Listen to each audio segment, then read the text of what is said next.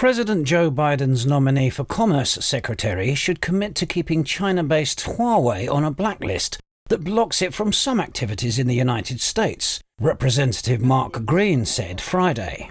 Green and other House Republicans recently urged the Senate to delay Gina Raimondo's nomination because she refused to say Huawei would remain on the Department of Commerce's entity list, where it and 68 affiliates were placed during the Trump administration because of national security concerns. Senator Ted Cruz then placed a hold on the nomination over her reluctance to commit to the Huawei matter. Sure. So I hope that Senator Cruz will hold on until they give not assurances that they're going to consider it, but assurances that they won't allow Huawei to be a part of those networks in the United States. That's really what we want to hear. And that's what the list does. The list has companies that can't deal with basically can't do business in the United States and with other companies inside the United States protecting our national security. Major companies based in China are tied to the Chinese Communist Party, CCP, and are compelled, even if the executives resist, to share information with the regime. Huawei it's not necessarily a state-owned enterprise, but the CCP passed a law, their national intelligence law, in 2017 that requires every single company in China to share, their data and their information, anything that relates to intelligence, which is defined by the CCP, with the government, with the Communist Party. So that puts all of our data at risk.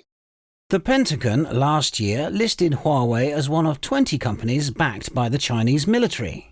Huawei has big ambitions, particularly in the 5G arena. The company has tried or successfully won bids for contracts to build out networks for the fifth-generation technology in countries around the world, but its efforts have faced stiff opposition in the United States and other Western powers.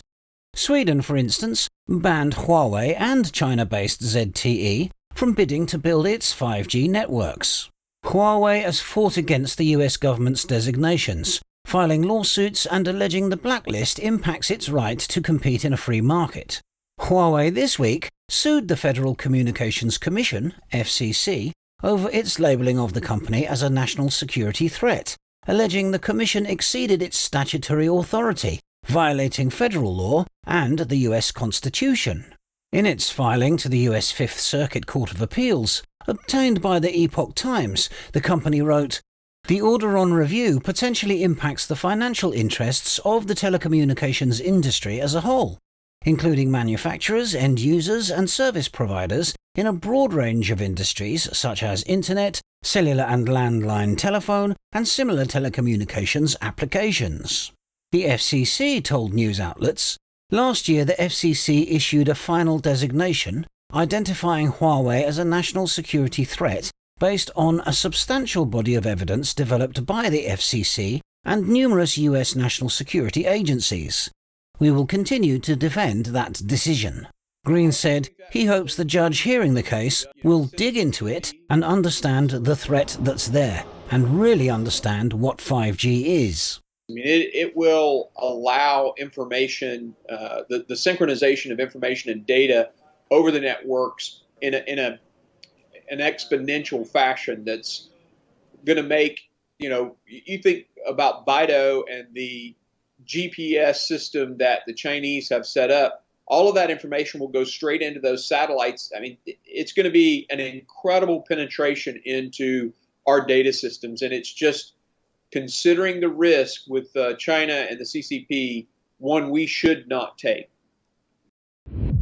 Due to the new restrictions on social media, our channel may be affected. If you'd like to stay tuned to our channel and receive notifications and updates, please provide us with your email by clicking the link below. Thank you for your support.